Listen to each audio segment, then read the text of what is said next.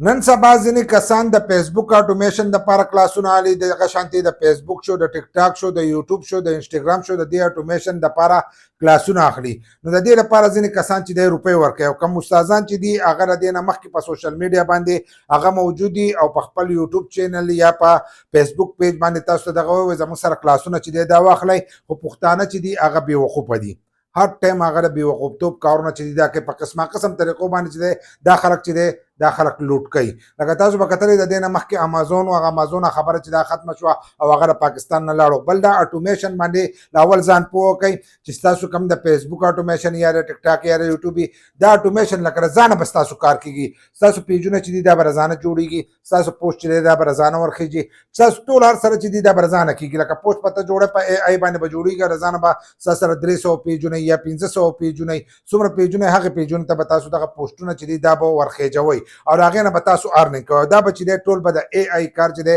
دا به هغه تاسو له کوي. لکه مکمل هر سره چې دي دا به اټومیشن د ځانه به اټومیټک چې دی دا به کېږي. نو دغه شیزونه چې دي که تاسو وګورئ د هغو قانون وګورئ، د فیسبوک، د ټیک ټاک، دغه شانتې د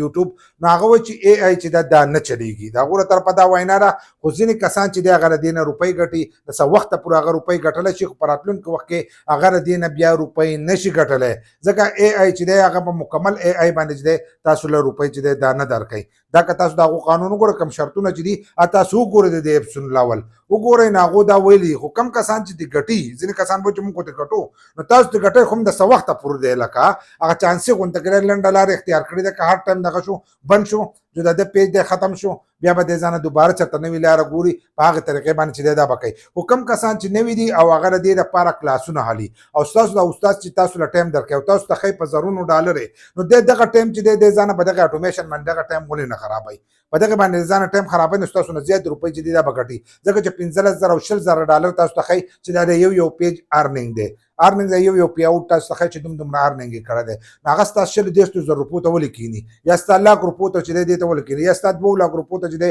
دې ته ولې کېني. خو هغه ته پته ده چې دغه کار چې دی دا غلط دی، دا کار غلط دی او د دې خلکو نه چې دی موږ دغه شان دا روپۍ والو، نو دا روپۍ چې دی دا صحیح دی، موږ به ورته چې موږ درته طریقه ښیو، خو په مقصد باندې چې دی هغه تاسو نه پوه کوئ چې سبا ورځ د دې نه چې دی روپۍ نه ګټلی کېږي. ته چې کوم کلاسونه کومې روپۍ ورکوې، کېدای شي چې ته دغې فیلډ ته ځې او هغه مکمل هغو سختي شروع کړي او ته بیا د هغې نه روپۍ چې دی دا نه شي ګټلی. نو آنلاین هر یو شی چې دی دا پروت دی، که تاسو هر یو کار زده کوئ هغه آنلاین چې دی دا پروت دی، او د دې خپل استاد نه چې دی د ده نه هم تپوس وکړه چې تا د دې دپاره د چا نه کلاسونه اخیستو چې تا دا کار زده کوو. بل لا چې آنلاین یو کار چې دی دا هم پرې نه کېږي. ځینې کسان وایي د وټساپ نمبر راکړه، نو یو کار چې دی دا هم پرې نه کېږي او د چا سره دومره ټایم نه چې تاسو له ټایم درکړي، هغه د دغه کسانو سره دغه ټایم چې هغه ستاسو نه د دې دپاره چې دی روپۍ اخلي. بل لا ځانه پیج جوړ کړئ، که ځانه یوټیوب چینل جوړوئ، کار شی جوړوئ، د هغې نه روپۍ ګټئ، مسله درته راځي نو د یو کس سره رابطه کوئ، هغه له د ټایم روپۍ ورکوه، د ټایم نه په خپله مسله چې دا هغه حل کوه. که په سیټ اپ نه پوهېږي نو کس له د ټایم روپۍ ورکوه، هغه سیټ اپ چې دی دا پې خپل کوه،